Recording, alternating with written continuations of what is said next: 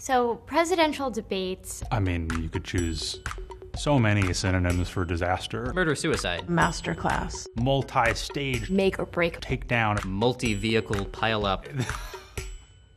Where to even start? In a live debate, every second has the potential to become a viral moment. And that little girl was me.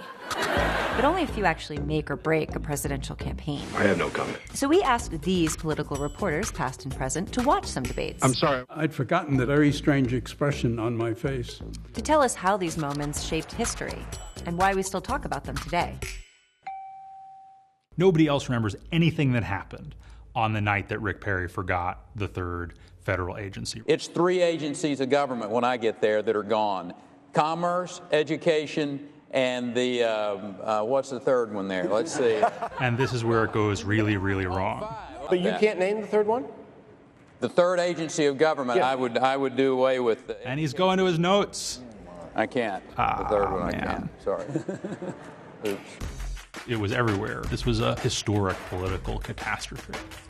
Your best moment might ricochet in the media, but your worst moment is actually much more likely to.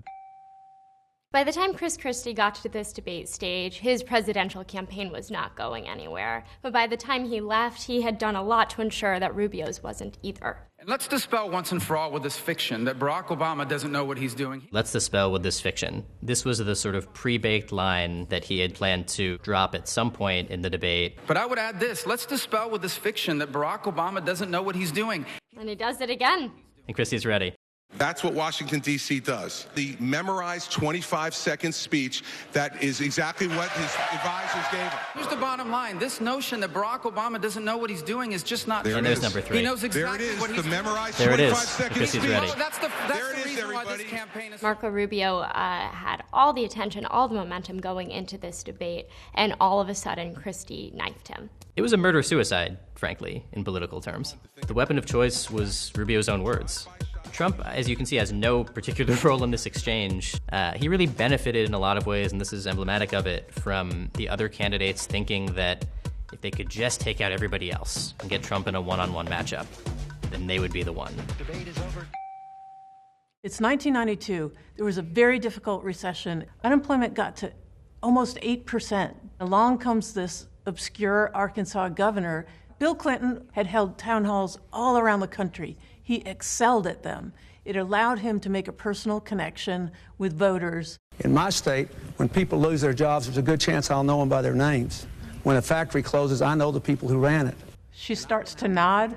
She agrees with him. This is a masterclass in making a person feel listened to and connecting through eye contact. Whereas if you look at George Bush, he's looking around, he's trying to escape the question. There was no way George Bush was going to catch up after that.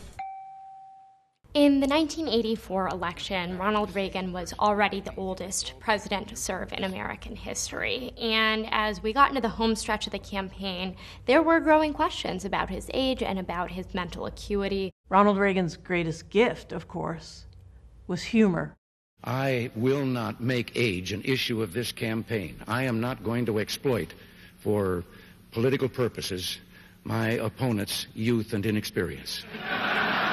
You could see Walter Mondale, and he can't help but crack up too. And he later told people that that's when he knew he had lost that presidential election. I covered Joe Biden now. He is 76, and there are so many folks, including many Democrats, who will point to this moment with Reagan and say that's the way that you talk about age.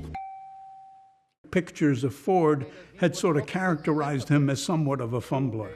There is no Soviet domination of Eastern Europe, and there never will be under a Ford administration.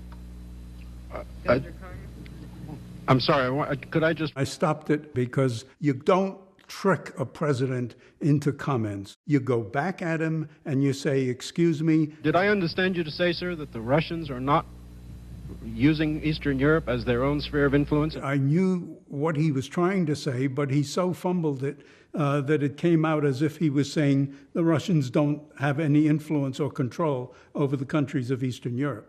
I don't believe that the Poles consider themselves dominated by the Soviet Union. The poor guy, this performance fit right into the cliche image that people had of him. Hello. And it took them 24 hours to put out a corrective statement saying what he really meant to say, etc. But by then it was too late.